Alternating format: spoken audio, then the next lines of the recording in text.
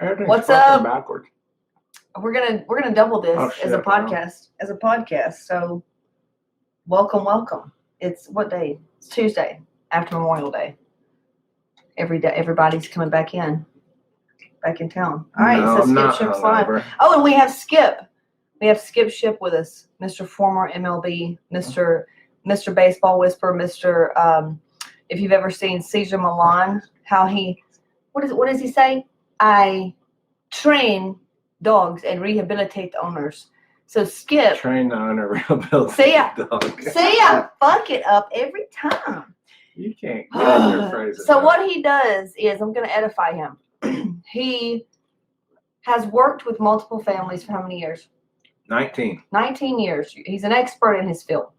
The people that he's worked with, oh my God, I mean, they're all over the place. I mean, anywhere from, Major League Baseball players to multi-millionaires, owns companies, to FBI agents, to kids that go to Harvard. I mean, it's impressive. But what he does is mental coaching. He's very intuitive, so he brings in his gift of psychic abilities into, what did you say you do with kids? Rehabilitate the kids and you train the parents. Because really, I don't know how you do what you do, because I'd fucking go crazy. Thank God I get to work with adults because, I say fuck a lot. And it is. The problem is with the adults. And then it's just like mirrored in the kids. And I hate to hear that. So anyway, we're going to go straight into the questions. Last week, if you're new, last week I said, look, post in the comments, what are your problems that you go through with teens? Because I have a lot of clients that have teenagers.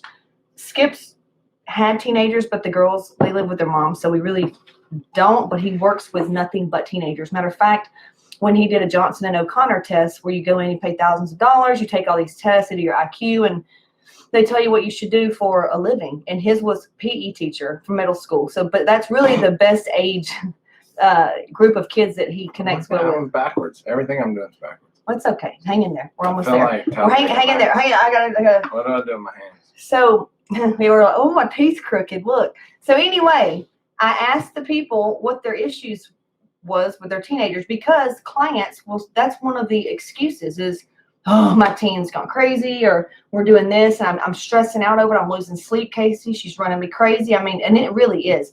They say that you get divorced in the first 7 years of marriage. I did that.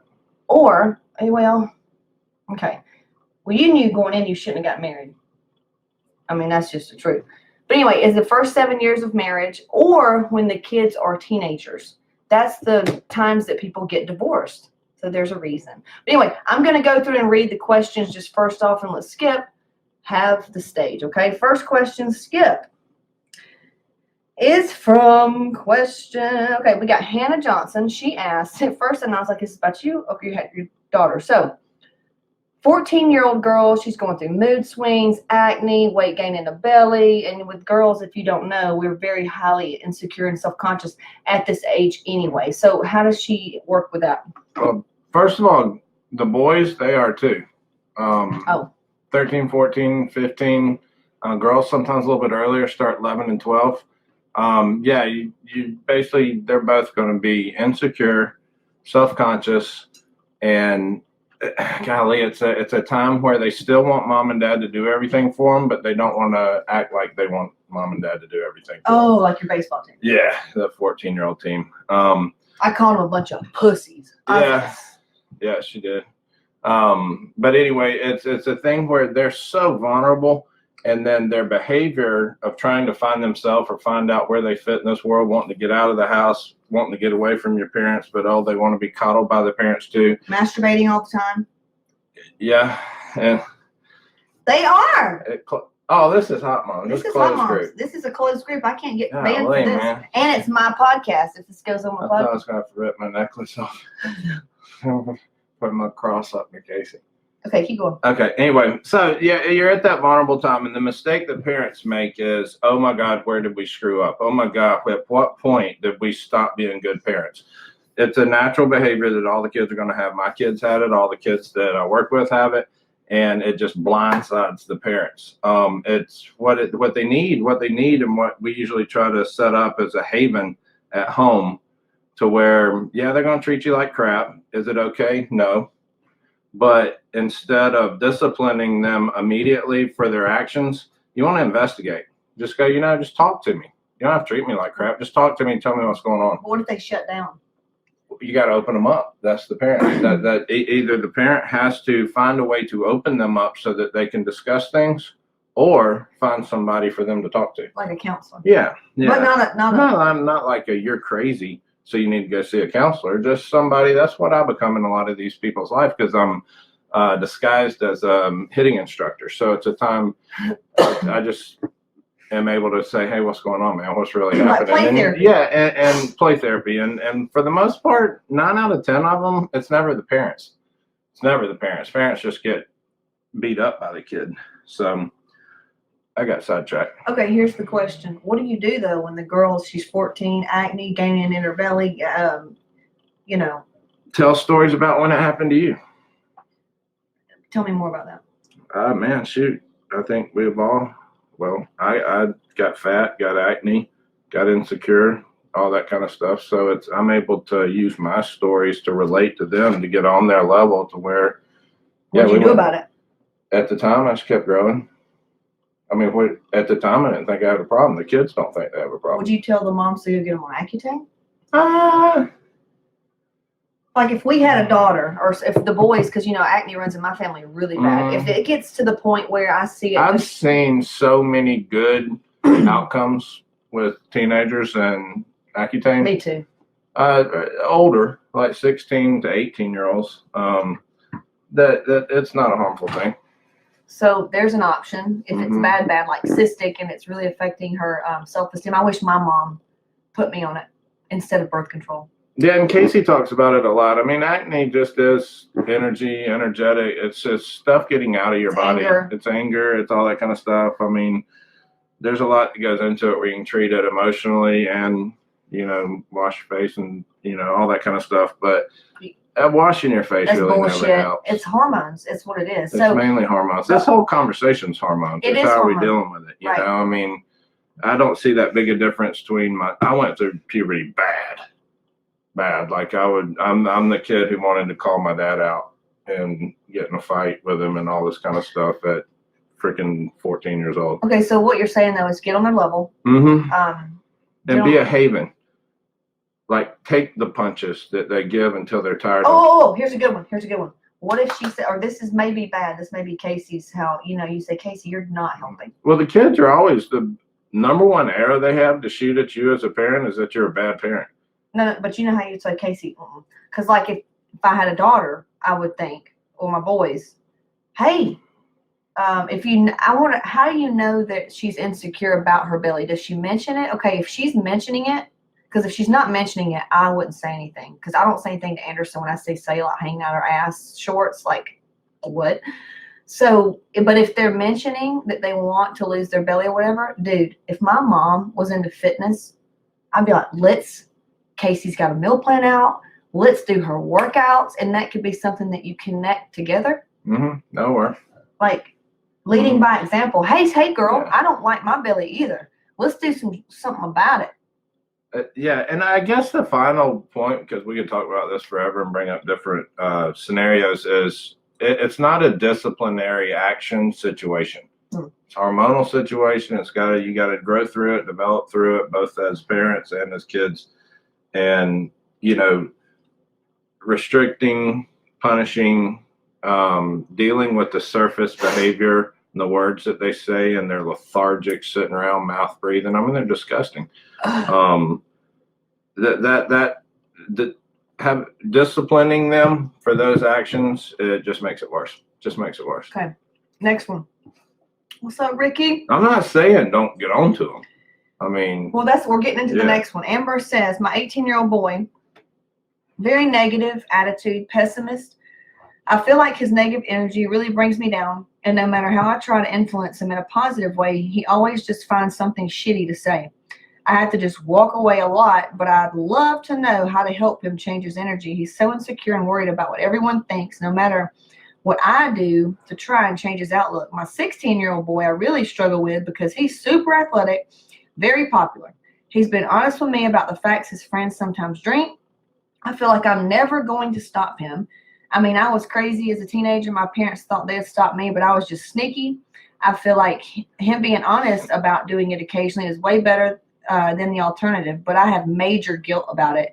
And my husband is the completely opposite. He's complete opposite. He thinks he shouldn't be allowed to do anything. So please be nice. This is me being very vulnerable. I know drinking is very taboo, and he's a kid, but I also wanted to be honest with me. 16, drinking. And 18. Yeah, the 16-year-old. The 18-year-old, pessimist, negative. Yeah, pessimist, mopey. Well, when you try to be positive and try to be, raise his spirits by being positive and saying nice things, I mean, that's kind of fake. So your option, because you're trying, so your option really is, can you act more pessimist than him and give him the opportunity to lighten the situation? Give me an example. It's a Zen technique. Like if you're going to be real pessimistic to me, then I'm just going to be more pessimistic than you.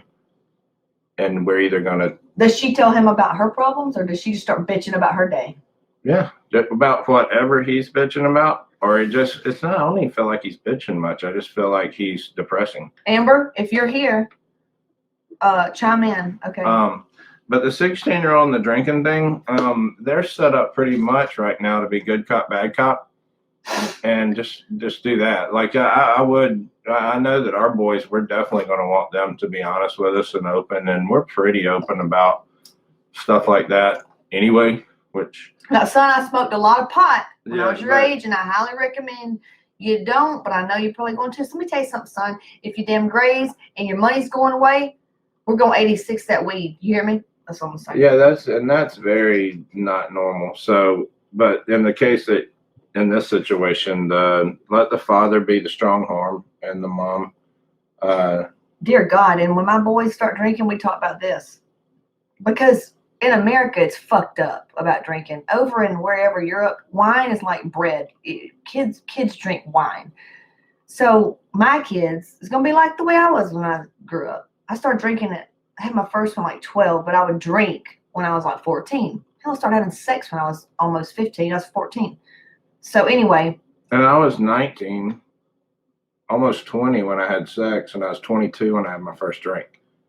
And he had the worst fucking marriage, the worst baby mama shit. It's just, it didn't make either one of us a better. And I've been an alcoholic. Now, would I have not had sex with some people? Because drinking does lower your inhibitions. Maybe so, it's probably. But anyway, I'm just going to teach them. Look, son, let me catch you driving or getting in a car with someone that has been drinking. It's going to be bad. With Uber right now. Yeah, our point here is just education. Somebody's got to teach them. Good God Almighty, damn. Yeah, and you'd rather teach them yourself than for their peers to teach them. Oh, because typically the kids drinking around them, their parents don't know they drink. And the kids, I'm going to tell you this because I was bad. He was a good boy. The kids that grew up and did not drink, this one kid in particular, they'll go to college and guess who's blacking out doing stupid shit because they don't know how to drink. Those kids, they never drank. Yeah, and that's the whole drinking age is supposed to be around responsibility, but we all know that you got to learn responsibility. There's adults that ain't responsible. Right. Anyway, right. So be the pessimist. Yeah, and the 16-year-old, you got good cop, bad cop. The 18-year-old, just try some tricks with them, and if they're going to be pouty Susie, well then just ignore them or be more pouty. Well, hold on, because something just popped in my head. What about, do not put him on SSRI. Oh, please no drugs, man. This is normal shit, man. An 18-year-old that's moping around, he's got an athletic little brother that's 16. It's like, what? Yeah. That's a typical situation. Mm-hmm. Yeah, it's not. Once again, it'd come back, be really beneficial to have play therapy.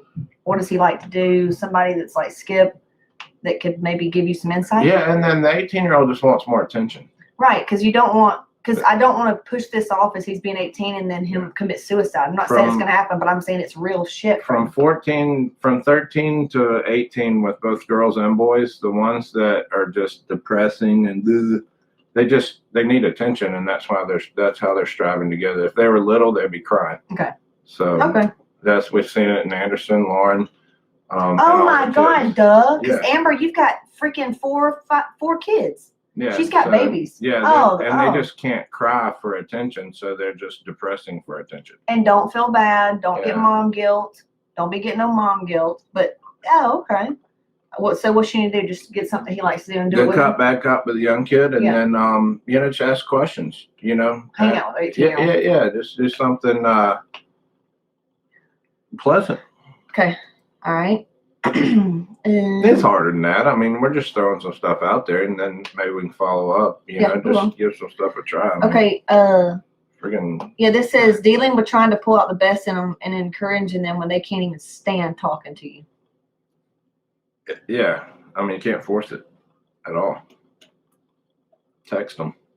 I'm serious. I tell parents to text their kid. A lot of times when they're in one place and the kid, and I'm not talking about like in a car and you're texting the person next to you, like maybe in two different places, kids will open up through text message and organize their thoughts. When parents, the same voice that usually, dictates you or gets onto you or dictatorship, that type of thing, when that voice comes out, immediate defense comes up. But if it's text, it works. They used to write notes to each other. I read it that's philosophy. Your people that comes in, your people, if right now this person came in and the kid, this was an issue, just stereotype, like you tapping into Which that one? kid. Just where they do not, their parents are like, she won't talk to me. She won't do this. Mm-hmm. What's usually a common factor? There's another sibling getting all the attention. Oh, when they're being mopey? Mopey, not talking, just not cooperative. It's the same way my daughter Anderson treats her mom with the two little sisters. And then her mom calls me and tells me how horrible Anderson is, but really it's just because she's... Well, Anderson doesn't like her mom either. Well, she has to co-parent her kids. Yeah, true. Okay. So, yes, there's so many different... But in this situation, you got to find a way to communicate, and sometimes nonverbal is good. And then Hannah chimed in and said, yeah, mine shuts down, doesn't want to talk about anything either. Mm-hmm. But that, what we just went over, Hannah, hopefully that helps, where you're like, you get on her level. Yeah, look, they just don't want to talk about it. Yeah. I do that with Casey. Do I text message between the two of us? Way better than talking. Casey can say one thing to me and I start acting like you're a teenager. I'm serious. Mm-hmm. Yeah. Mm-hmm. Okay. I can't help it. All right. I'm sorry, Mom. Janice said, I hate myself for 13-year-old bad attitude, acne, laziness, lack of motivation for anything that doesn't involve football and basketball. Yeah, that's absolutely, man. That's that age. They're confused. And what do we do? You don't force them one way or the other. They just they grow through it. I mean, it's the same. Chores, you just make sure they're getting their shit done. And yeah, man. I mean, and I'd rather you say this than me because it's taboo for me to say it, but 12, 13, and then 14, 15, 16 with girls alike. It's like one big premenstrual period. It's a hormone change that just throws you out. So how you feel during those changes, then that's how you treat them. Addressing it. I mean, I remember before you had a hysterectomy when I would say, oh God. When they say, are you on your period? Are you on your period? I better have a fucking place to run. But that's the same thing when a 13-year-old walks in, you go, what's wrong with you? Are you going to do anything today? So what do we do? So we just make sure, hey, son. I don't know. What do you want people to do to you when you feel like that? Leave you alone? No, you can't leave them alone. It depends, though. I would probably just say, look, I'm in a mood today. I'm salty as fuck. So there's that. Don't want to be going around politicking, just kissing babies today. So maybe if they were more aware of how they felt. Yeah. Just it's okay to feel shitty. It's okay to feel shitty, and it's okay for you to feel this way. You're not sick. You're not weird. You're not crazy. However, I have a problem with your attitude. Yeah. I don't have a problem with your emotions. I don't have a problem with you. I just have a problem with how you're handling it, because daughter, son, whichever it may be, as you grow older, you're going to have to handle this. True. You're going to feel like this in class. You're going to feel like this at work. You're going to feel like this around your friends. You're going to lose friends because you feel this way. All right, let's learn how to feel this way and get through it, because it just comes in waves. Okay. So education, back to education again. Christy probably is loving this. Christy. Okay, Heather says, girl, so you wanted the shit, here you go. 17-year-old female, procrastination queen, daughter of divorced parents since age 3, remarried when she was 5, unmotivated, anxiety, and fearful. Sounds like me. Disrespectful and bad attitude, extremely argumentative over everything. Seems to have a fondness of learning the hard way when dad doesn't bail her out, which in turn causes drama with the stepfather, because I'm in the middle. Puts one face on in public, but at home it's not so nice. Skip enter stage to the right. That really is just like you. The thing you can be thankful for in this situation, and this is because the face they put on their game face in public, it's that time when your child's friends' parents drop your child back off at your house and they go, oh my God, so-and-so is the greatest kid. And you're like, you talking about my kid? Like that type of situation. When they have the game face on in public, man, it's fun. Like that's really what we all want anyway. But it also shows that what you're seeing that's not what everybody else is seeing is they're trying so hard to be the way they should be in public that they got to have somewhere to let it out. And unfortunately, that comes out at home. And it's you can almost schedule, not schedule, but set up, okay, we're just going to blow all that out right here, and then we'll be back to normal. And treat it that way. But the fact that they're fine in public, that's really our bottom line. It'd be terrible if they're really good kids at home. I work with these and they're a lot worse. It's a lot worse situation. Really awesome at home, really awesome with the parents, and then just herd buckets to other that's people. fake families though, right? That's usually a sign of very fake there's parenting. not one description, but in this I like stereotypes. Yeah, in this 17-year-old situation, they've got the public. They know how to handle themselves in society. They don't know how to handle themselves at home. I remember Dad used to go on, you act like he'd say the girl's name, because when I was around so-and-so, it says I'd act a certain way. Mm-hmm. And then we understand now that you would, because you pick up whoever you're hanging around, you start acting like them. So that's one thing. But the girl that we were just speaking of, she's an obsessive type personality. She needs to be obsessed at something.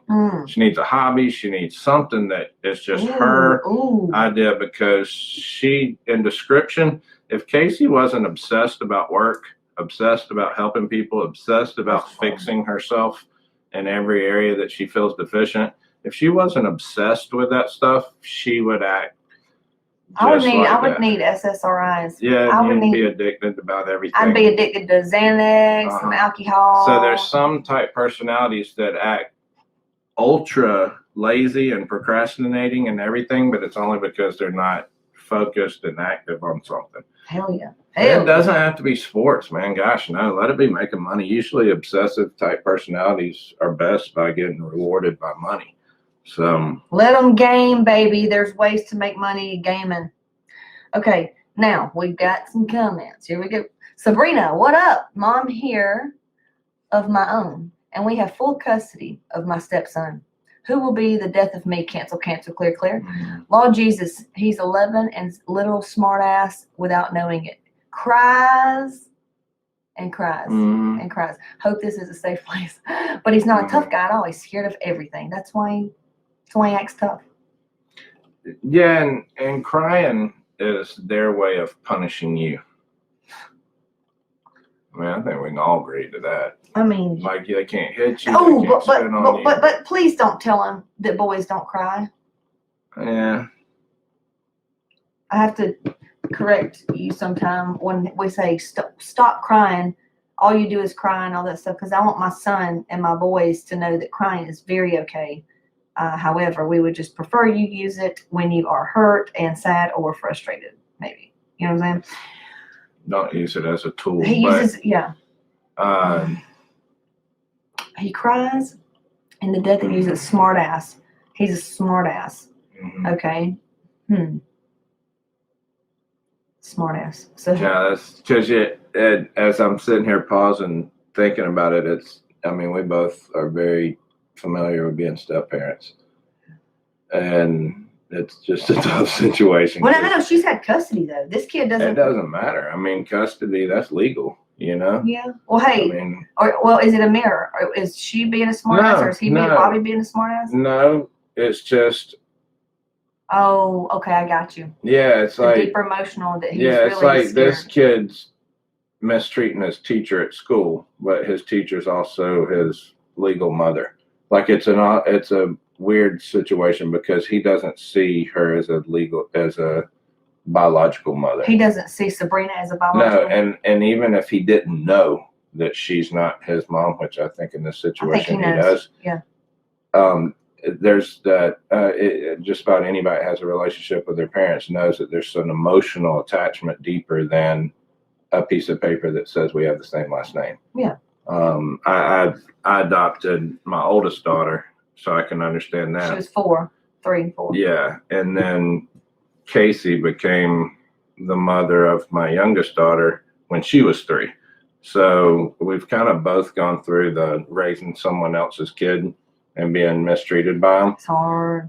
Casey's got some pretty good stories about my oldest daughter would sneak in and cut her bra straps and just do mean stuff to her. Oh man, remember Anderson would tell you, "You're not my mommy." She'd say, "Get out of my family." Yeah, you're messing my family up and all this kind of stuff. And I mean, we've been divorced a while, you know. Mm-hmm. So that's a tough situation. But 11-year-old acting like that, man, it's sad. He's some trouble there. Yeah, but you get after it, man. I'd get after his ass big time. So I hope you discipline Sabrina. Yeah, she's Texas girl. Yeah, I'm pretty sure she and the discipline, it'll take less discipline if it's pretty aggressive to begin with. Restriction. Fuck restriction. Yeah. Come on. No, this is going to be kind of you get in an argument and you win that argument. Okay. And then if anything, if it gets out of hand, then that's where Bobby comes in and flips him upside down, flips her up, so whatever. Zora Stuff has to happen like that. You know, my daddy threw a fucking computer into the wall when I didn't get off of it in time. Into the wall in the sheetrock. Mm-hmm. I mean, come on. Yeah. You need to go. Have they seen you flip your shit? Okay, Zora. I'd rather have my kids try stuff at home and ask us if they can try to see what it's like. Yep, Zora, I'm with you. That's what I do with my dad. And that's tough too because see, I don't want to get hammered with them or anything. It's just education. It's got to be a very educated scenario. Very educated. Okay. Just like we're doing this for education. We're not partying together. Because you should never seem like you want to party with your kids. Oh, even if you do, don't act like you do. I'm not going to party with them. Okay, Amber said, no, he's not. He's just insecure about being the big brother and non-athletic, no friends, while his brother's super athletic. I would say, what does he like to do? How can she connect to him to where he gets that attention? It's like her baby again. Find, encourage him to find something that he enjoys doing, that's comparable to athletics, And then you give him attention on that. If it's freaking gaming, if it's, Lego, go to Legoland or go. I don't know and everybody, well, not everybody, but a lot of people think that sports is the answer. They need to be in sports. No, sports is just the easiest thing to get someone into. Shoot me. Okay. Give me that. Sports is just the easiest thing to get someone into where there's a coach or a leader or somebody that can handle it and you don't have to do it yourself. So you just drop them off and pick them up and at least they're involved in something. But typically it's not something that they passionately want to do. So that gets back to... He does a lot of sports abuse and it's so sad. Yeah, because I'm a sports abuse. So I didn't want to play baseball. His parents forced him in it because it was good for him. And I was good at it, so how in the hell wouldn't you want to do something you're good at? But he wanted to go to space camp. Yeah. And he couldn't because his dad. Did he tell you what he thought, or they just kind of like didn't care? No, it was more like if I'd told my dad I wanted to be vegan, it was like, what the hell are you talking about? You want to go to space? I mean, yeah, what the fuck? Like, he couldn't even understand it. And so I was like, okay, I must be an idiot. You know, I wanted to be an ROTC because they flew on helicopters, but no, I couldn't do that because that wasn't cool. My mom said.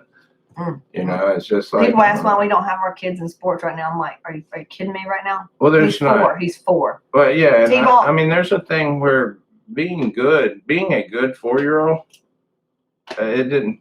You just are better at doing whatever. You didn't have to learn anything to be better at 4. Like, I want them to get a little bit. I find the best results in sports, team sports, and everything coming after an individual sport where it's dance, karate, gymnastics, BMX racing, just something where they're pushing themselves and they can't blame it on somebody else. And then 9, 10 years old, getting to team sports, it works out pretty well for those kids. So that's what I'm choosing to do with my 2 boys. Amber said that's the thing. He loves sports. Yeah. Wants to be, but has 0 ability. Yeah, and see, men's rec ball do too. No, and it's the thing where I've tried to teach kids how to hit that were like that, and I mean they could work for ESPN Sports Center right now because they know every player that plays. They're a huge fan of the game. Well, there's things that they can do that are awesome, and they get to be fans of the game, but that doesn't mean they have to play the game. Like fantasy football. Yeah, well, there's 2 different categories. You got, like, I can play the sport, but I don't like watching it. And if you ask me, we live in Atlanta. If you ask me who's the Braves lineup right now, I don't even know. But I was good at playing it.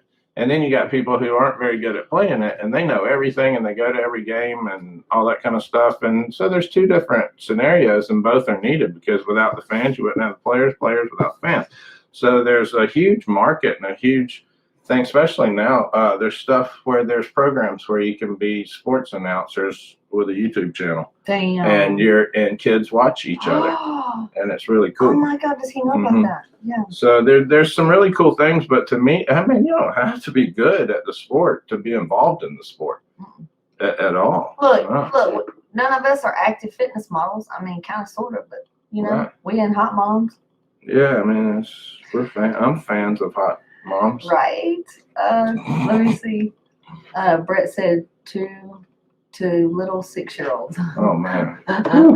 Her son. So good. And Skip always brags on him. Ty, right? Man. Ty's good. Because you know why? There's a couple other ones. And Brett and Brad, there's some experts in everything we're talking about right now. Because let me tell you, let me just tee this one up for you. Good parents right there. Skip has other kids that come in that are Ty's age. How old is Ty? 7? 6, I think. Oh, okay. Oh, yeah, 6.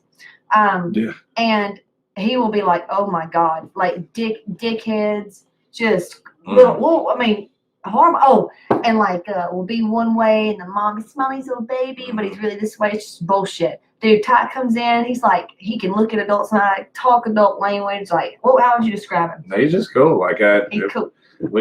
We work out together for about 30 minutes, and then I sit there wishing that he was my only client for the rest of the day. I could play with him for 4 hours. And Brett and Brad, look, they have social life, they have fun, they have adults, and they have even party-ish around. They don't hide things from their kids. Zora, she's another one. Their kids are so fucking cool. E.G. came out with us to like an adult outing. Cool as fuck. Cool as shit. There's a big difference between being a good parent in the sense of how you should, what should make you a good parent, and just being the parent. Yeah. You're the boss. You're the parent. You had them. You're gonna take care of them until they're 18. But there's something about the parents being honest versus appropriate. What you think you should do, because talking about the kids game face and they're one way and playing his down here. I don't know, man. I like those parents like Brett. They're just real. They're the way they're gonna be in front of their kid. Their kid knows right from wrong, and he's just a good kid. Same way with Zora's kids. Just a really cool, awesome kid. And they're real parents. They don't really hide a lot of shit from them. So, yeah. There you go. Cool. We did good. I think that's it. All right. We'll see y'all next week. Thank you, Skip. Cool. Okay. Bye-bye.